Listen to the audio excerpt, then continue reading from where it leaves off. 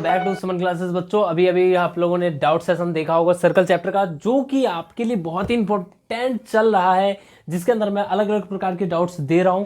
तो अभी तक आप लोगों ने डाउट्स नहीं देखा है तो थंबनेल को देखो और टाइटल्स को पढ़ो और जल्दी जल्दी जाके सर्कल चैप्टर को कवर अप करो, ठीक है।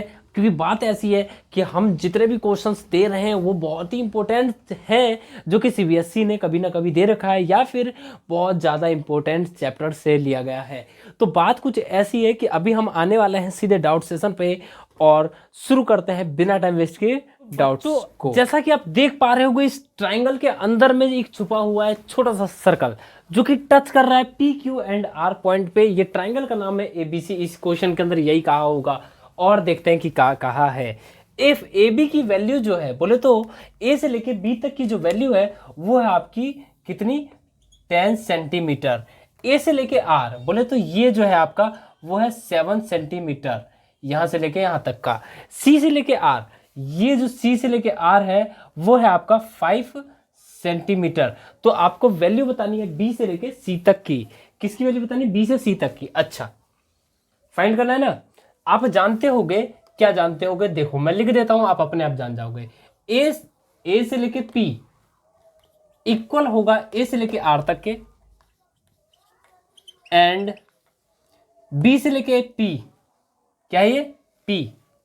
बी से लेके पी इक्वल होगा बी से लेके क्यू तक के, एंड सी से लेके क्यू इक्वल होगा सी से लेके आर तक के, ठीक है।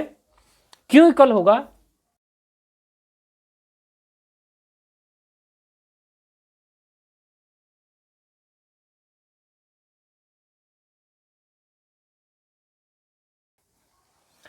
हम जानते हैं कि जो टेंजेंट होता है, जो कि किसी एक्सटर्नल पॉइंट से अगर ड्रॉ कर दिया गया है तो वो इक्वल होता है।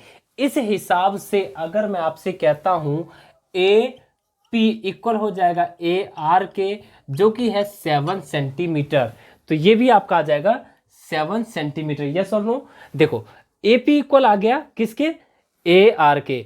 और ए बी की जो वैल्यू है ए बी, वो पूरा कितना दे रखा है? 10 सेंटीमीटर। और अगर आप ए बी को लिखना चाहो तो आप लिख सकते हो A P plus P B, A P plus P B. Yes और नो? जल्दी बोलो। 10 सेंटीमीटर। ए पी की वैल्यू अभी अभी हमने डिस्कस किया है कि वो है 7 सेंटीमीटर, तो 7 प्लस पी बी कोस टू आपका आ जाएगा 10 सेंटीमीटर। तो पी बी की वैल्यू अगर आप निकालो तो वो आपकी 3 सेंटीमीटर नहीं आएगी जी, आएगी, बिल्कुल आएगी। देखो पी बी की वैल्यू आपकी आ चुकी है, तो आपका जो पी बी है वो आपका आ गया 3 सेंटीमीटर। अगेन अगर मैं बात करूं किसकी? बी क्यू की, तो आप जानते ही होंगे कि बी से लेके पी तक अभी अभी हमने जो डिस्कस किया है, बी से लेके पी तक और बी से लेके क्यू तक वो इक्वल होगा, क्योंकि टेंजेंट जो होता है किसी एक्सटर्नल पॉइंट से अगर ड्रॉ कर दे तो इक्वल होता है। तो आपका बी पी इक्वल हो जाएगा बी क्यू के, जो कि है आपका कितना? 3 सेंटीमीटर। देखो हमें बी सी की वैल्यू चाहिए, अभी भी मिल जाएगी। देखो कैसे? सी से लेके क्यू ये इक्वल है आपका इसके बराबर, C Q equal to C R, और सी आर है आपका 5 सेंटीमीटर। आपको चाहिए क्या था जी? आप एक बात बताइए, बी से लेके सी तक इस पूरे की वैल्यू चाहिए थी। यस और नो? बी से लेके सी, और मैं उसको लिख देता हूं B Q plus Q C. अब बी क्यू में अगर आपसे पूछूंगा तो आप कहोगे सर 3 सेंटीमीटर, और आपसे पूछूंगा क्यू सी तो आप कहोगे सर 5 सेंटीमीटर। तो आपके टोटल होते हैं 8 सेंटीमीटर। कितना? 8 सेंटीमीटर। मैं अभी बोलने वाला था 7 करोड़। ठीक है, अगर ये समझ में आया तो जल्दी से नोट डाउन करो और मैं नेक्स्ट क्वेश्चन उतारता हूं। तो बच्चों जी बात ऐसी है कि इस क्वेश्चन के अंदर आपको एक 2 कॉन्सेंट्रिक सर्कल दिख रहा होगा और एक आपका टेंजेंट होगा छोटे वाले सर्कल के ऊपर, दूसरा टेंजेंट होगा बड़े वाले सर्कल के ऊपर। बोले तो देखते हैं दोबारा से पढ़ के इस क्वेश्चन में कहना क्या चाहता है और पूछना क्या चाहता है। In the given figure O is the centre of 2 concentric circle. 2 concentric circle दिख रहा होगा, टेंजेंट अभी साइड में हटा दो। दोनों कॉन्सेंट्रिक का जो रेडियस रहा होगा 4 सेंटीमीटर रहा होगा और दूसरे का 6 सेंटीमीटर रहा होगा। 4 सेंटीमीटर छोटे वाले का ही रहेगा और 6 सेंटीमीटर बड़े वाले का रहेगा। जैसा कि इसमें लिखा है P A and P B are the tangent of to the outer and inner circle, मतलब कि आउटर वाले सर्कल का जो जो टेंजेंट है वो पी ए है और इनर वाले सर्कल का जो टेंजेंट है वो पी बी है। अच्छा, इफ पी ए की जो वैल्यू है वो है आपकी 10 सेंटीमीटर, तो हमें बतानी है पी बी की वैल्यू कितने सेंटीमीटर तक, एक डेसिमल प्लेस तक। बोले तो इसकी वैल्यू क्या रही होगी। देखो इसकी वैल्यू, इस क्वेश्चन को हम उल्टा लेके चलते हैं।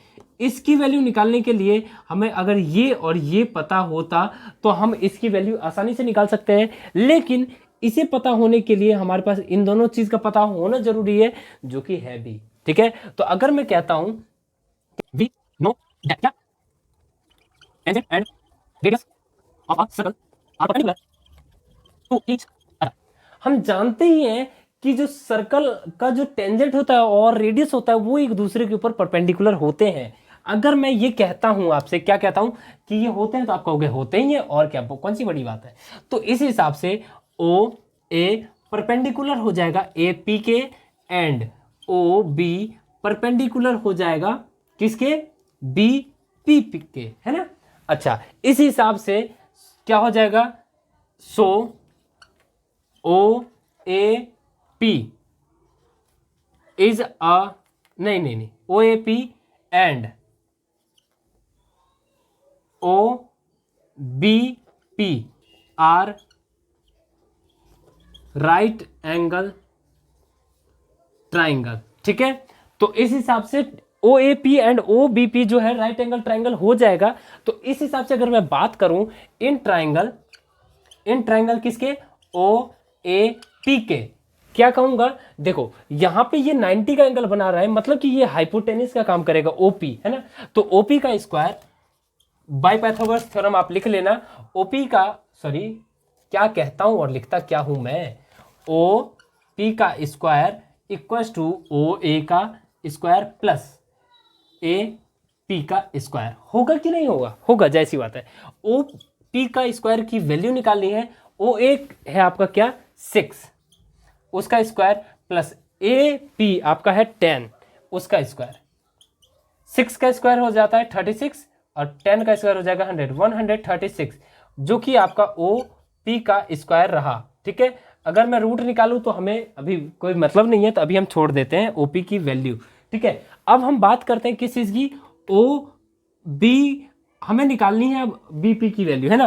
तो अगर मैं कहता हूं आपसे कि हम ट्राइंगल, इस ट्राइंगल के अंदर बात करें, किस ट्राइंगल के अंदर, in triangle B O P, by Pythagoras theorem लिख लो आप, बाय पाइथागोरस थ्योरम क्या हो जाएगा, देखो बीपी का स्क्वायर ओ बी का स्क्वायर इक्वल हो जाएगा ओ पी के स्क्वायर के बराबर। यस और नो, देखो यस और नो जल्दी बताओ। देखो जैसा कि आप देख पा रहे होगे बीपी का स्क्वायर क्या रहा है, बी से लेके पी तक, बी से लेके पी तक वही हमें निकालना है ना। तो हम इसे यहीं रखने देते हैं और ओ बी को हम उधर भेज देते हैं, और ओ पी की वैल्यू जो है 136 हो जाएगी स्क्वायर करने के बाद। 136 माइनस हो जाएगा ओ बी का स्क्वायर, ओ बी है आपका क्या 4, उसका स्क्वायर हो जाएगा 16, तो क्या हो जाएगा 120, और इसके ऊपर आ जाएगा रूट जो कि वैल्यू है बीपी की। तो 120 का अगर मैं निकाल दूं क्या रूट, तो आपका क्या होता है, देखो